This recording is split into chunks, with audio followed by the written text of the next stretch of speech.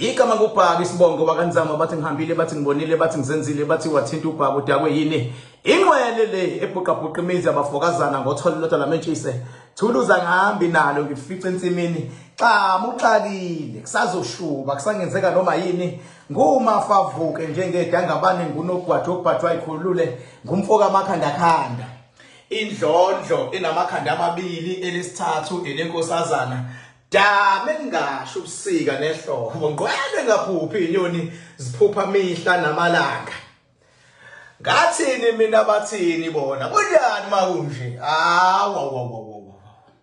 ngeke ngikhulume into engingayazi never angisoze ngakhuluma into engingayazi noma kuthiwani uyabona nje manje ake ngiqale ngiqinisekise abantu qinisekise nje abantu mangabe kade une generator yakho hamba uyilande igenerator yakho iyadingakala manje igenerator yakho hamba uyilande uma ubunamakhandlela akho ekade uwathenga bemaningana hloma ngamakhandlela akho lento ye load shedding is real bafethu uyabona njengoba kade kunama elections mangathi wabona ukuthi kuspendwe kangakanani kuzanya ukubalansiswa ukuthi ugesi ungacimi ukuze abantu bangademotivate ukuyovotela abathile bangademotivate kusetshenziswe ibudget eningi kakhulu kuzanya ukuthi ugesi ungaphoqi njengoba sekudlula ukhetho le budget ebiyifaka kubalansiswa here and there ngeke safaka kusho ugesi uzobuya nje kodwa yona i load shedding is real noma kungathiwa kuthathe bani ukhetho noma kuthiwa lithathwe iyiphi political party still ibizobuya i load shedding because it's real. Uyabona ke manje ngifuna ukukhuluma ngale ndaba ye coalition manje uyabona mangabe kukhulunywa ngezinto zakamoya kuba khona impi ekuba iyakho bese kuba khona impi okube yasemazulwini uyabona even in real life khona impi ekumele iliwuwe ukuze ulawula ama spirit ukuthi kumele enze njani mase kuba khona impi eliwa ama spirit ukuze kunqobeleke wena iyiphi impeliwa uwe iyokuthi hamba uyofunda iba necertificate ungaqali impi engenasidingo bahloniphe abantu thanda ifamily yakho mphathe kahle umkakho ayihloniphe indoda into leyo kwazi ukuyenza zama ukuthi noma kuthiwa kubheda kangakanani empilweni yakho kodwa at least iba nayo i-driver's license into nje ongakwazi ukuyenza engakhost ukuthi awunayo uyabona iba naso certificate esika matric bese lokufunda kancane into ongakwazi ukuzenza bese kuthi kamoya mase ukwenze konke lokho kodwa still ufundile kodwa imali ayingeni unamabhizinisi ayawa sekudingeka impi yakamoya izovula la kuvaleke khona ila ngena khona ke mina uma ngena mina angiyibuki into ngehlo wena ekhaya ozoyibuka ngalo angiyibuki kune lighting eningi la ngicela ukufaka izibuko zami ningibekezelele nje hayi ngoba ngichoma angibuki into ngendlela wena lapho ekhaya ozoyibuka ngayo into ngiyibuka ngokuthi izidalwa zakho uNkulunkulu ufuna ukunqobela kanje usathane nezilwane namadimoni alwa kanje. This is how I view each and every spiritual war. Ingakho lingekho ilanga la ngiyothi khona kuzoba nje mase kuthiwa lonto ayinjalo. Ngasho ngo-2022 ku-April ngathi uPresident Cyril Ramaphosa uyolithatha ihlandla lesibili. Babuza abanye bathi ubona ngani my king? Ngathi i-level engiliyona kulomkhakha wakamoya iyo level ingithathe ingibeke ingikhombise ukuthi kuyokwenzakalani. Ingakho noma kufika wena kum i-level engiliyona iyo lengithatha ingibeke ukuthi into zakho ezivalekile zizovuleka kanjani. Yiyo lengithatha ngibeke ukuthi kwi-level yakho wena uphazamiswa yini empilweni. Uma sikwazi ukubona into yomhlaba, into ye-national ukuthi kuzokwenzakala kanjani. Ngiza kumakhwaliji nje ngamanje. Lokho ukuthi uSirile Ramaphosa kumele lithathe ihlandla lesibili. Akekho umuntu ongayidispute leyo nto ngoba yasayine emazulwini long time ago. Kodwa ngeke azaliqede. Ngoba hayiphela ukuthi awubonakala umonakalo owenzakalayo. Kodwa nasemazulwini akutatazelwa. Abantu bazonqotshelwa but ngeke ngokutatazela. Yingakho nawe noma unengane yakho ekuhluphayo nengakulaleli awuvele uyigwebe noma ikanjani. Wena mzali uyayibekezelela, uzama ukuyifunela usizo, uzame lokho mayisihlulwa izingqinamba. Kodwa uyabona ingane yakho mayisihlangana nezingane zangaphandle ukuthi akuzontshontshwa lekhaya. Kuntshontshwa izimoto zalekhaya, ingane oyizalayo ihlangane nezingane zangaphandle ukuthi akuzoqhekezwa, akuzobulawa izingane zalekhaya, akuzobulawa ilegacy yalekhaya. Lokho kurongi ke lokho. Lonto icike emhlabeni mayisicike emazulwini. Ingakho ngithi uyabona mangikhuluma ngequalition. Equalition ekhona emazulwini. Ekhona. Shiya ukuthi umuntu nomuntu uzofuna ukuzenzela kanjani ngoba ecabangela yena as a person. Equalition ekhona emazulwini ile ye-ANC ne-MK leyo iregistrwe emazulwini. Futhi kwabona ukuthi i-ANC ihudule national, i-MK ihudule provincial. Awuthayi mngani lapha ekhaya ukuthi ila maqabanalala athe sizokunika ithuba wena uvimbe ngapha, wena vimba ngapha ngoba nonke ningane zethu. Amaqabanalala phela asikhuluma iqiniso bafethu elimsulwa. iKZN ekuthiwa kusebenza ama-spirit lawa e-ANC. iKZN kulonyaka kade kuyenkatha. Kodwa uqhamuka kwe-MK yaphazamisa yonke into. iKZN kulonyaka bafethu even i-EFF ibihamba le-KZN i-EFF ba. Uyabona njena uMalema ethi uzokwenza le-KZN uzogcwalisa amabhida. Wayesho ngoba eyizwa la kuma fingertips i-KZN ukuthi iyamcula. Ibhadi lakhe wathi kushilo lokho. Enesho kwava waqhamuka i-MK. I-MK yaphazamisa. Uyabona ukuthi ongathi ayimphazamisanga i-MK. I don't think ukuthi lo muntu normal. I don't think. Phela bafethu ufuna sibuye siyicheke abantu abahlakaniphile. I don't think ukuthi normal. Ngenhlahla mina ngikhona iqiniso. So equalition ekhona emazulwini eye-ANC neye-MK leyo iphasiswa ubani futhi? Iphasiswa amaqabane alala efela umzabalazo lokaKhongolose. Kodwa bobabili labantu i-MK okuformer president Jacob Zuma kumele kube khona naye la zothambisa khona kancane. Bese kuzothi ne-ANC kube khona nayo la izo ngenhlanhla sebeqalile bayawavuma amandla ka-former president. Bebewaphika ola lonke bayavuma amandla. Ngenhlanhla naye i-ANC ethi ukuthambisa kancane. Vele emazulwini ngeke ayiqede uRamaphosa ithemu. Uma ngabe i-MK ihlangana ne-ANC kujabula amaqabane ngoba izingane zandawonye seyihlangene sekubuya leyanto belwela ukuthi akukhululeke umuntu omnyama. Sekubuya leyanto i-ANC ibulawa. Sekubuya leyanto umzabalazo leyanto kukunyiwa. Buya leyanto uma behlangene.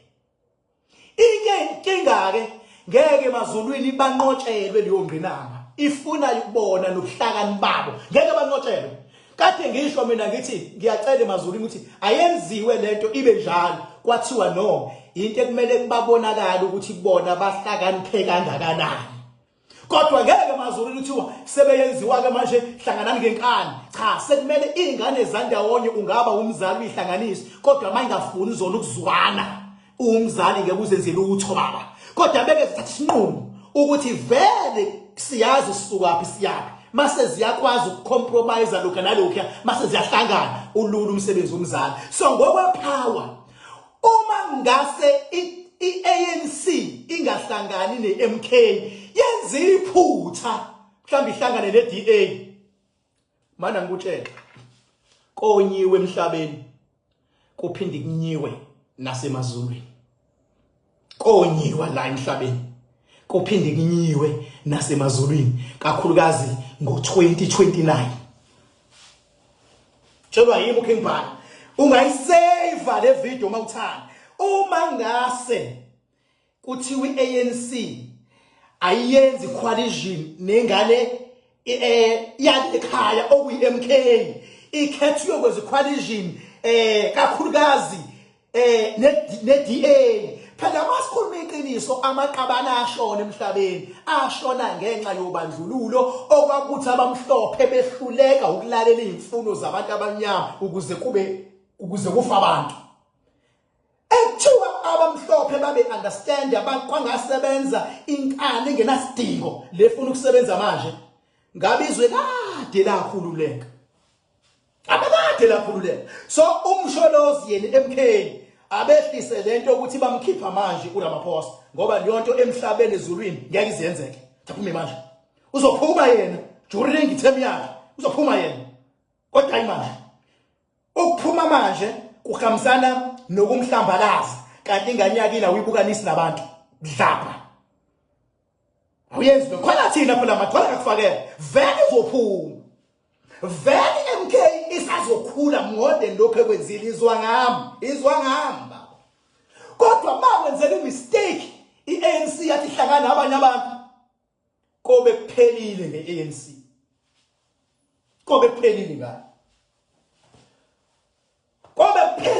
kobe kuphelile ngayo even nami ngiyongena live ngelinye ilanga hayi manje hayi next week hayi nini nobeyenza leyonto ngiyongena live ngithi kwayimina Kingbhala ngihambisana namaqabana la angihambisani nomuntu ofuna ukufeza inhloso zakhe noma ngingasafanele kobe kuphelile kodwa beke wahlangana iMK neANC ngiyawadabukela amanye amaqembu khona umuntu engicela ukumbonga la bawu2 ngicela ukubonga uJulius Malema angikaze ngimbone mina umuntu oneqiniso kanje ingayo nje ngithe ngiqoke ngishishethe elibovu namhlanje kaze ngimbone umuntu oneqiniso kanje yami Julius Malema ukhuluma noma libhlungu bese kusala ukuthi wena uzoyizwa kanjani uyabona ngangayisho lento eParliament kusa esawu president owayekade current ngaso isikhathi umsholozi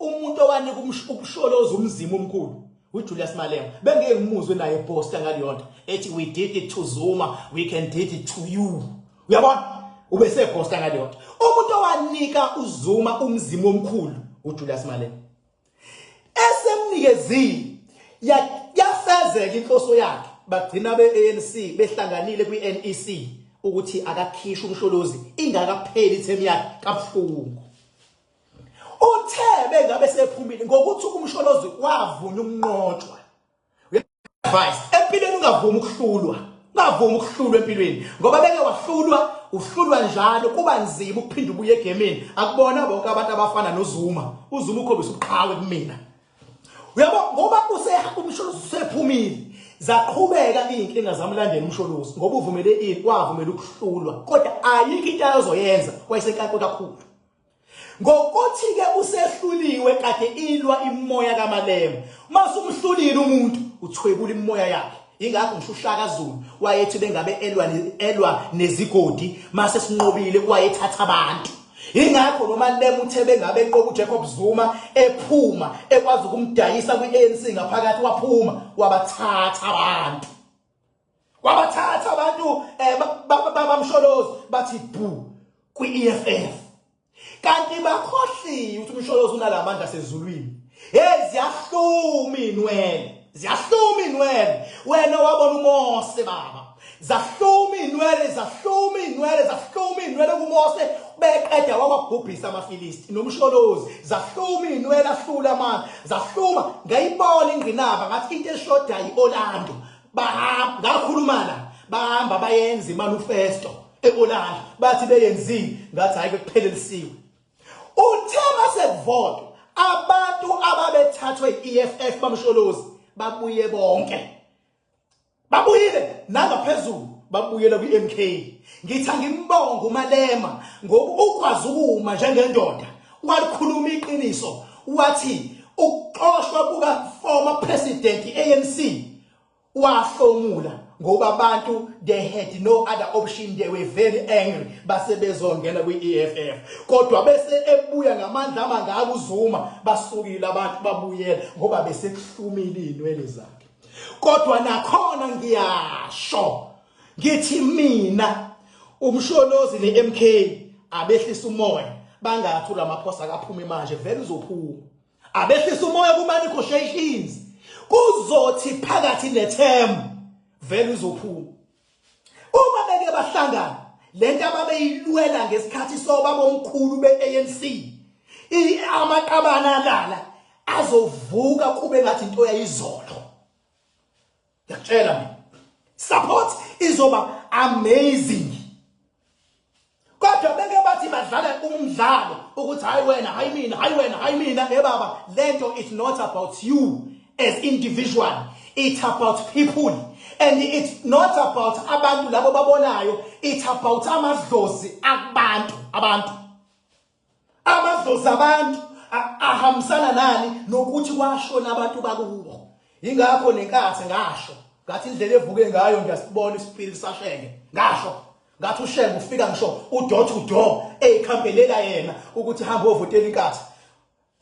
Ushenge nje uyaphila lapha kwinkatha. I won't lie mina ngiyona impatha mina bengiqamba manga so ngeke ngilomdlalo umacashelana ngithi mase ngiphinda ngizobonga enye insizwa uyabona kathi campaign kunento ezu2 mina ezinchazile kumaqembu awu2 inkatha uyabona le yanto yokusuka ngehelicopter idonsa iflag elinobuso bashenge libe nebrand yenkatha libe nani kwaba yipoint elizima lapha inkatha uyabona kwiDA ukuba khona kwalomlungu eKZN okwazi ukukhuluma isiZulu ekuthiwa upapasi izamile le nto abafowethu mina ngithi angicheme kube yipoint leyo kwiDA izamile nami ngithi bikhuluma ngithi yazahlakanipha lentwana ke kumina le mhlambe la ntwana ukuhluleke bona ukuthi ama spirits abasupportayo bashode ngawo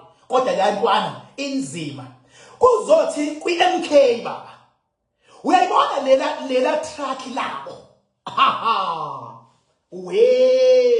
khona lela track baba enobuso bazuma ekhoneni lube nobuso bazuma phambili bese lizoba yimbala MK bekuthi maseliqhamukile bekushuquka inwele uyabona ukuthi MK ikwazi ukuthi kube khona le track ngiyayivuma iMK mase ngivuma nensizwa okuyona enikele ngayo le track le hlaka ngiphile lansizwa ekuthiwa udumisa mgoba kwamasatha hayi inkunzi le lapha le track bekuthi noma ubuka la enkundleni zokuxhumana beke kwaqhamuka lona usuyabotha hawe kuyofiwa la ngiyiwa khona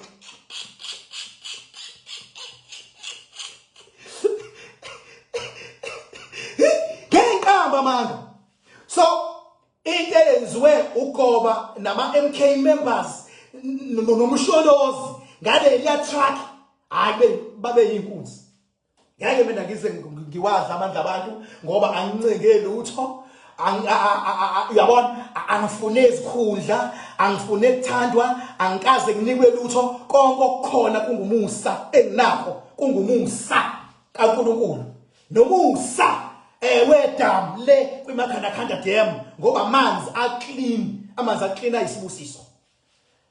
Angikhulumi ngokusaba, angikhulumi ngokusatshiswa, angikhulumi ngokuchema, kodwa iqiniso kumele ngime. Mangenzeka imistake thiwe ANC iyokwenza coalition neDA kobe kuphelile ngeANC. Kodwa umsholozi kumele bayihambishe neMK nabaholi ANC bayihambishe bathole isixazululo bahlangana. Kodwa lo ngqinamba kumele bona bayilungise. Ipower yasemazulwini izosupporta isinqumo. If you go left, it's up to you. If you go right, it's up to you. Ngoba iyona coalition ebhekwe kakhulu ukuthi iANC njengoba iwinile izosebenza namapha amaqembu noma naliphi iqembu. Iyona ebheka kakhulu le. Mase kubheka ukuthi iMK izosebenza nabaphi. IFP kujwayelekile kade baba khona egamini. Bayayazi igame bayidlala kanjani. Funa uqamba amanga. Khuluma ngokungachemi, khuluma ngokungaqholoshi, ngikhuluma ngokungenzani, iqiniso ngilibeka nje limi lithi ngoba ekugcibeni umuntu kamoya osakwazi ukugila imanga igileke yim osakwazi ukukhuluma into yenzeke yim okusho ukuthi into kumele ibonwe yim ukuze kucace ingakho nje iqiniso kumele lime lithule. Sibonge kubona bonke ekade bekhankasela amaqembu abo, bekhankaswa nje kakhulu, bekhankasela amaqembu abo. Ingakho ethole lawo masithi awatholile ngoba abantu basebenzile. Sigceke futhi le robhani eyenzekile mangathi ukhetho luzo ranwa kanje ngokuthi kulahlwa amabhalothi abantu, kushiswa amabhalothi abantu, ku-interfiwe nama-ballot papers, kwenzeka izigameko eziningi.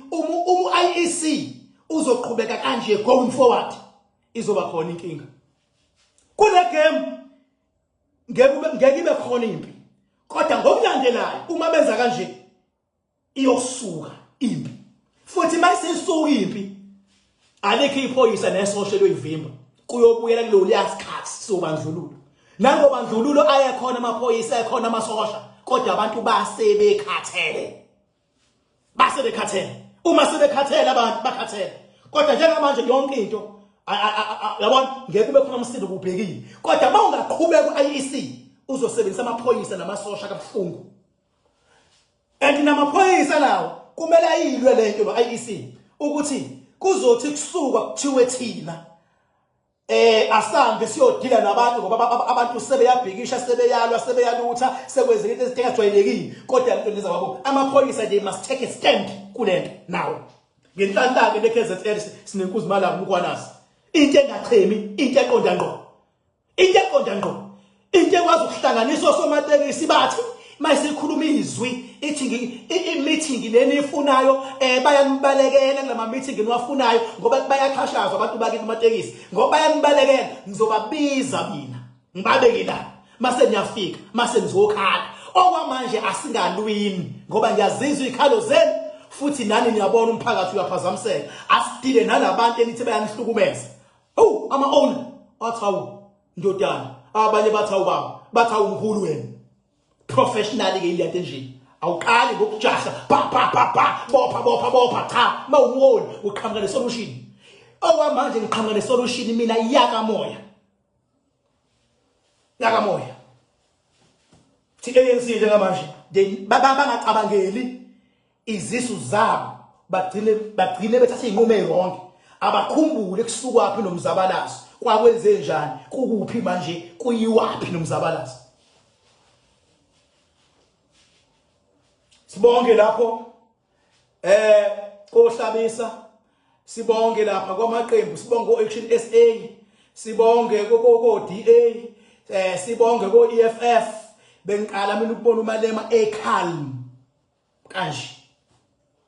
Malema was very calm. And mina as King Bhaka angimthandi maye calm kanje. Kodwa sothini phela ngoba umsholozi besefikile besothi kodwa ubuhlakani obukumalema angibonile. Sengiyayibuza ke mina ukuthi labantu ebebecabanga ukuthi iMK into yokudlala bazothini njengamanje. Labantu ababethi ikhathi into yokudlala bazothini njengamanje. Yabo bazothini njengamanje. Kodwa simile sithi bafowethu asithanda uyisho lento. Hambani nilungisa ama generator. Ilo shedding iyabuya.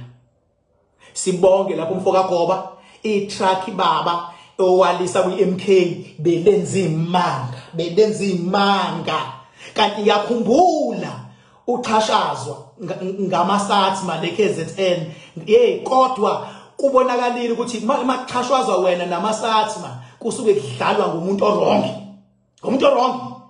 baba into emnandi mina ngiyazi awuvelanga walisa kwi-MK waqale waba-ofarisha nabanye ngokuthi umuntu ubekho ngethwe yibhadi akakwazi ukubona into enhle nabanye even before uthi ube khona iMK yabo kodwa still bathatha kancane kanti ngenhlahla umsholozi wathi mawusufika kuyena ususho ukuthi baba jwase kukhona wena manje ngingane yakho nakho engicontribute ngakho ladla abantu iTruck yadla abantu iMK sibonge futhi ANC ukuthi ilwile njengoba ngangishilo ukuthi izoyilida national kube njalo ngangishilo namaphoso ukuthi uyabuyela kwi second term kube njalo sibonge futhi lapha ya kuzanele Mpokazi iyalulama intokazi emadoda uNkulunkulu omthandazayo lapho mazenzethi nawe baba Nkambule lapho ngiyambonga waphuma uzanele sebefungile bethi uyafa